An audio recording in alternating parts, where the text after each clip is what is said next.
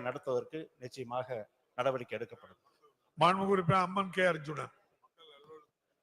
மாண்புமிகு பேரவைத் தலைவர்களே, மாண்புமிகு புரட்சி தலைவர் புரட்சி தலைவி அம்மா இருவரும் தெய்வங்களை வணங்கி எங்களது எதிர்க்கட்சி தலைவரும் வருங்கால முதல்வர் அண்ணன் எடப்பாடியாரையும், எதிர்க்கட்சி கொறடா அன்பு சகோதரர் SP வேலுமணி அவர்களையும், எதிர்க்கட்சி துணைத் தலைவர் RP உதயகுமார் அவர்களையும் வணங்கி இளந்தமிழர் இலக்கிய பயிற்சி பட்டறை திட்டம் 2000 அவரு ரவியும் சொல்லிருக்க.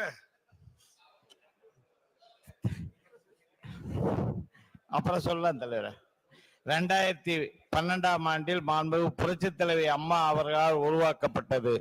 இத்திட்டத்தின் இளைய தலைமுறையினை எழுத்தாளராகவும் இளைஞராகவும் பேச்சாளராகவும் உருவாக்கும் வகையில் கோவை வடக்கு தொகுதியிலுள்ள கல்லூரிகள் மற்றும் பள்ளிகளில் பயிலும் மாணவர்கள் அனைவருக்கும் ஒன்றிணைந்து பயிற்சியினை கொடுத்து மாணவர்களின் படைப்பாற்றல், எழுத்தாற்றல் மற்றும் பேச்சாற்றல் உலகமெங்கும் புகழ்பெறும்படி உருவாக்க வேண்டும் என மாண்புமிகு பேரவைத் தலைவர் வாயிலாக மாண்புமிகு அமைச்சர் அவர்களை கேட்டுக்கொள்கிறேன்.